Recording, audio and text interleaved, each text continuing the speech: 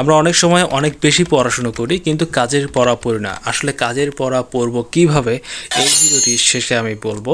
তবে এখন মূলত আমি আজকের দিনে অর্থাৎ সপ্তম রমজানে কি বিষয় পড়ব এবং কোন কোন টপিক নিয়ে আমি পড়ার চেষ্টা করব সেই বিষয়ে আপনাদেরকে এই ভিডিওটির মাধ্যমে দেখাচ্ছি। দেখেন, আমি প্রথমে বাংলাদেশ বিষয়বলির যে পড়াশোনা সেটা আমি শুরু করব জর্জ সিরিজের বই থেকে। তো এইটা আমাকে আমার একমাত্র বই বাংলাদেশ বিষয়বলির জন্য। আমি অন্য কোনো বই কিনিনি। আমি যদি আপনাদেরকে একটু লিখে লিখে দেখাই যে আমি কোন কোন বিষয়গুলো পড়ব, তাহলে আপনাদের জন্য সুবিধা হবে। দেখুন, আমরা অনেক বেশি পড়ি, আমাদের মনে থাকে না। তো এই মনে থাকার জন্য আমার চ্যানেলে আমি ভিডিও দিয়েছি কিভাবে পড়লে মনে থাকবে, আপনারা চাইলে দেখে নিতে পারেন। প্রথমে যে বিষয়টা আমি পড়ব আজকের জন্য সেটা হলো বাংলাদেশ বিষয়বলি।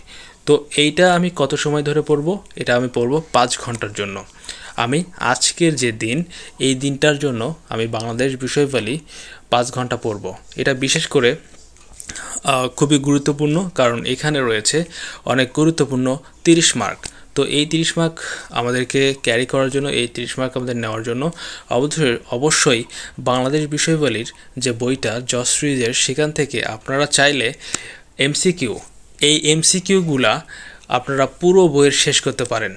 আমি আজকে চেষ্টা করব এই 5 ঘন্টায় বাংলাদেশ বিষয়বলির যে এমসিকিউগুলা, এইটা জর্জ সিরিজের বই থেকে পড়ার চেষ্টা করব।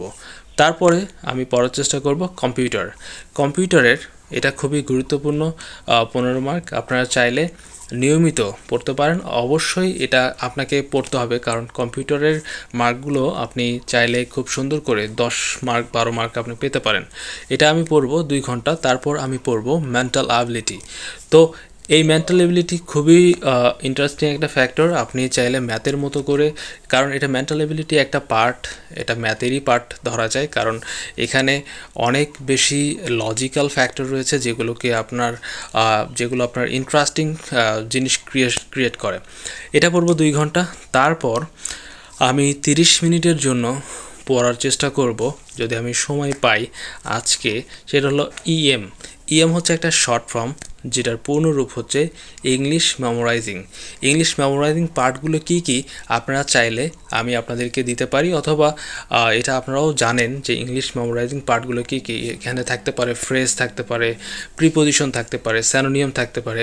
তো আমি 30 মিনিট পড়ব। এটা আমার রেগুলার একটা রুটিনের একটা পার্ট, যে 30 মিনিট আমি ইএম অর্থাৎ ইংলিশ মেমোরাইজিং পড়ব।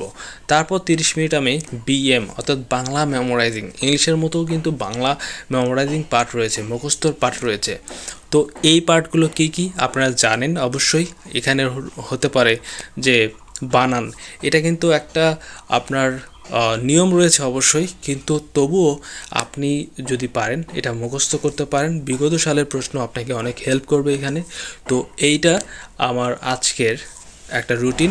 আমি ট্রাই করব এই রুটিনটা আজকে ফলো করার জন্য। যদিও রমজান মাস সম্পূর্ণ এখন ফলো করা সম্ভব হবে কি না, সেটা এখন আজকের দিনের উপর নির্ভর করবে। আপনারা যখন এই ভিডিওটা দেখছেন তখন হয়তো দিনের বেশিরভাগ সময় পার হয়ে গেছে। সুতরাং আমার চেষ্টা থাকবে যে এই রুটিনটা শেষ করার জন্য।